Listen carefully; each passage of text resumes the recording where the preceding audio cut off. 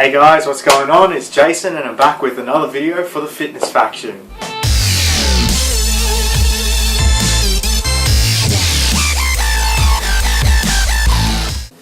My apologies, I haven't really been making any videos lately. That's due to the fact that the battery on my camera was, giving me some problems.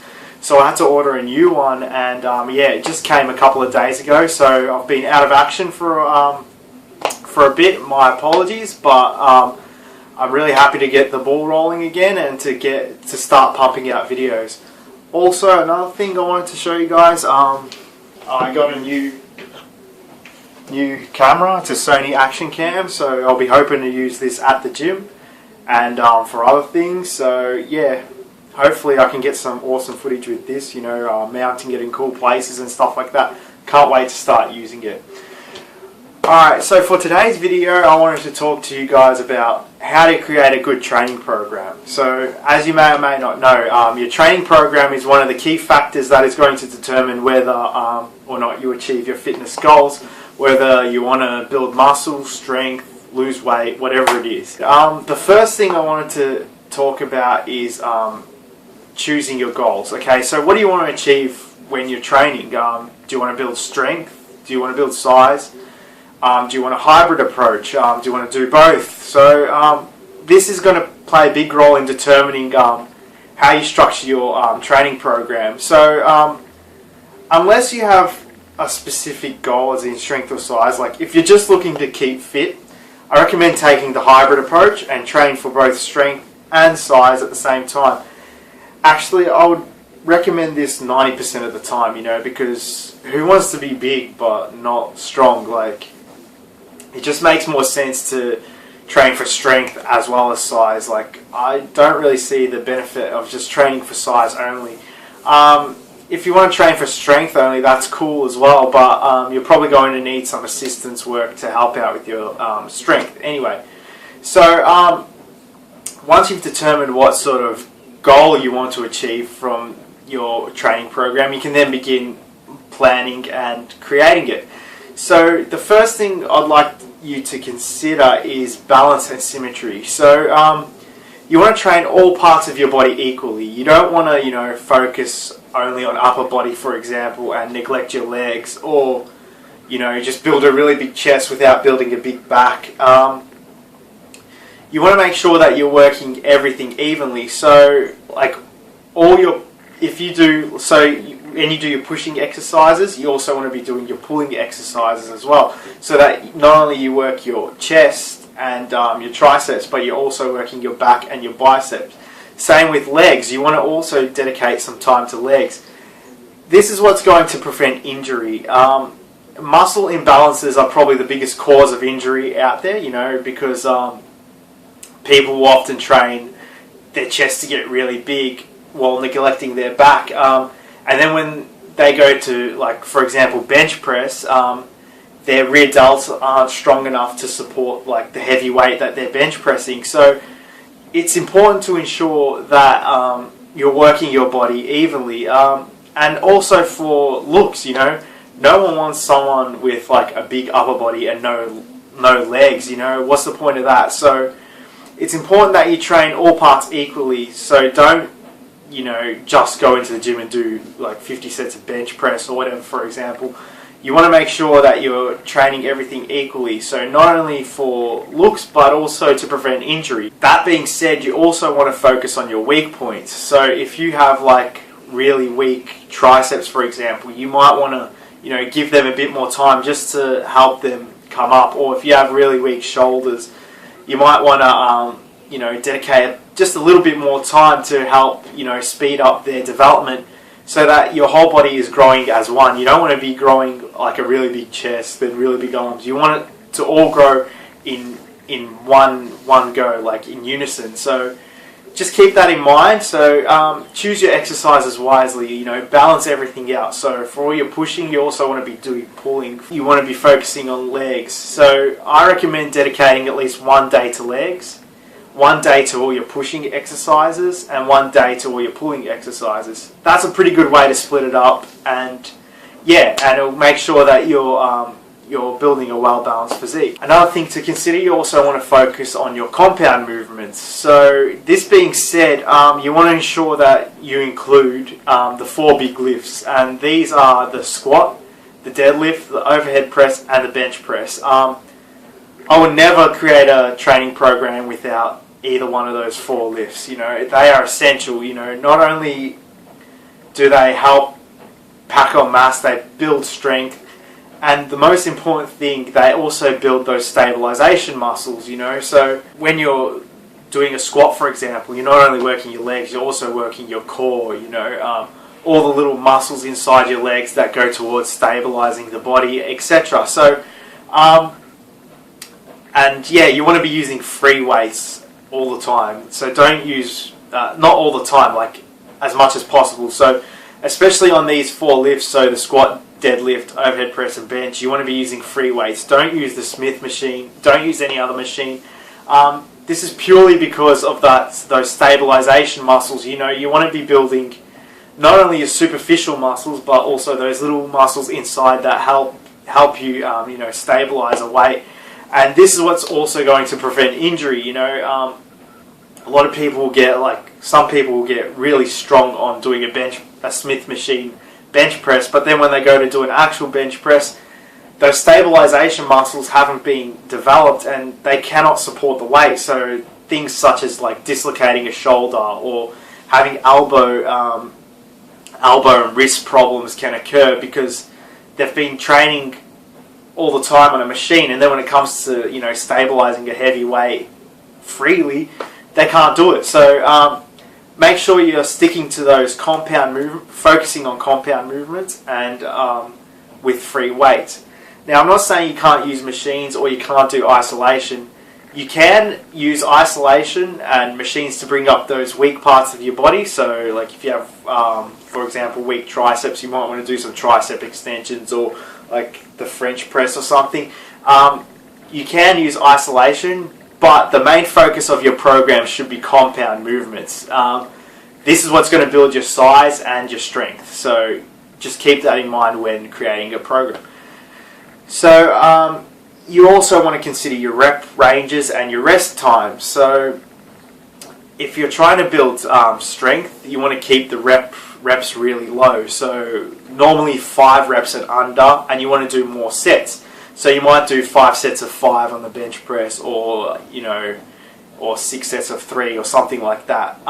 For size, you want to increase the reps, and yeah, so you want to be working within the 6 to 12 rep range, and maybe do 4 sets of 8 or 3 sets of 10, for example.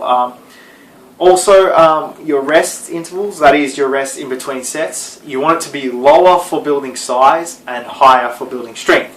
So maybe if you're focusing on hypertrophy or building mass or size, you want to keep your rest intervals to less than a minute, maybe 2 minutes max.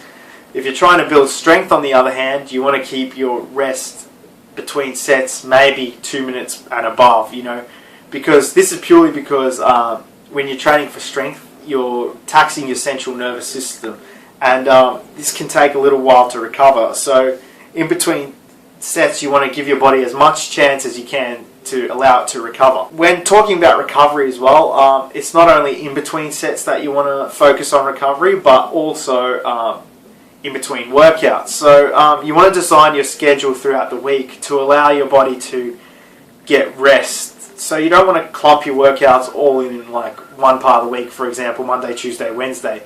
If you were going to the gym, say 3 times a week, the best idea would be to split it up. So maybe Monday, Wednesday, Friday.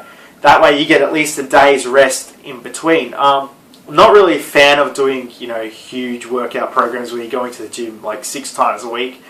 I'd rather the most I'd recommend going is probably 4 times a week. Like, unless you really like going, by all means go 6 times, and if your body can recover, that's great. But I find that the best amount of times to go to the gym is probably 4 days a week. And yeah, that allows me to focus on intensity. I can get really intense and gives my body enough time to recover.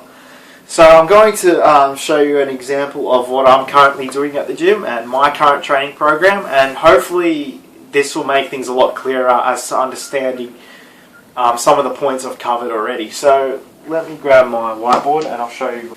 Alright, so as you can see here, here's my current training program. So I'm currently doing the Jim Wendler's 531 program. And this is a really good program because it allows you to not only focus on strength training, but also hypertrophy training. So I basically just use Jim Wendler's program for my main lifts, and the rest I've created myself. This is based on weak points I have and assistance work to help me get stronger in my main lifts. Okay, so as you can see, on Tuesday I start out with the overhead press for the 531 with the 531 program, and then I go and do some hypertrophy work. So then I do weighted dips, barbell rows, French press, and barbell curls. Wednesday is the deadlift day, and I start off with the 531 deadlifts, and then I do hypertrophy work with these exercises. It's the same for the bench press day and the squat day. As you can see, all these exercises are helping to assist the main lift. So dips works triceps, shoulders and chest. Rows work back. So this is going to help me get stronger in the overhead press. And it's the same thing with the deadlifts. I work, hamstrings and quads and, my core. So basically, it's pretty much just a glorified upper-lower split. As you can see, this is all upper body, this is all lower body. Oops, this is all upper body, this is all lower body. So that's basically how I've designed the program. And when I was talking about balance and symmetry, this is what I mean. So as you can see, for every pressing exercise, I do a pulling exercise. So weighted dips, they're more of a pressing exercise because you're working your chest, your shoulders, and your triceps. You're pushing your body up, kind of thing. And so I do that. Then I do a pulling exercise. So then I do barbell rows, which works your back and your biceps.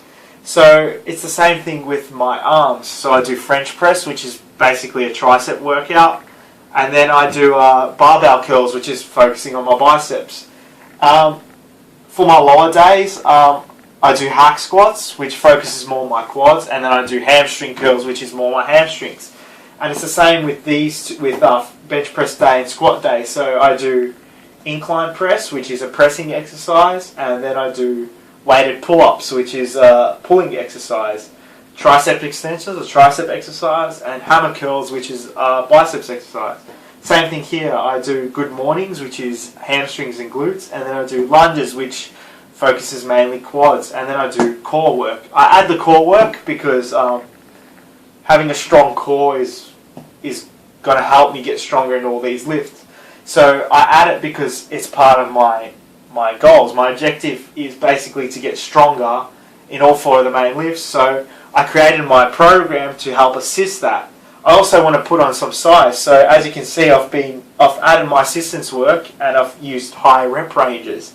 So when I'm doing, say, the 531 and bench press, it's more low rep ranges. So I'm training for strength, and therefore my rest intervals between sets will be higher.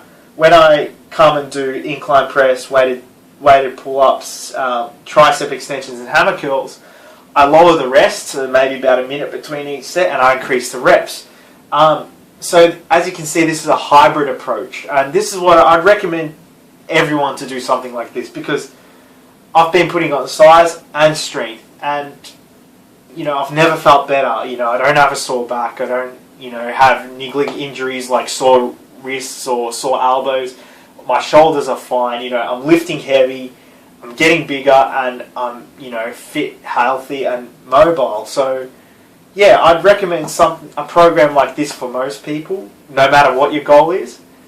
But if you're more into putting on mass and looking good, then of course you can get rid of the strength element. Or if you more want to go for powerlifting, then of course you can lower the rep ranges of your assistance work. It's up to you and what you want to achieve. But if you just want to keep fit, look good, I'd recommend doing something like this. I wouldn't recommend this sort of workout for the true beginner. But then again, if you're a true beginner, you probably shouldn't be making your own workout program anyway. You should be looking up, good beginner programs. This is more for someone who's been lifting for maybe a year and a half, 2 years. Yeah, just keep that in mind, and hopefully with this example you can gain a good understanding of how to create a good training program that's going to supplement your goals. So yeah, basically, all in all, to create a good gym program, you want to set out your goals. What do you want to achieve? Then you want to think about balance and symmetry. You want to balance everything out. Ensure that you're working every part of your body, not just places what's cool, like, oh, I just want a big chest or big biceps, whatever. You want to work your full body. You want to stick to compound movements in order to prevent injury. You want to use free weights as much as possible. And you want to choose the right rep ranges to suit your goals. Or you can use both, like I do. I use both strength training rep ranges and hypertrophy rep ranges. So, and also you want to consider your recovery time in between workouts. So, when writing a workout program, be sure to consider some of these points. Hopefully you can use what I've used as a bit of an example. If you have any questions, feel free to ask me. I'll be happy to answer them. I'll do a video, or I'll get back to you. I'll send you an email or something like that. Be sure to check out the Facebook page and the website, and subscribe, comment and like and share, and I'll see you guys for the next video. Thanks.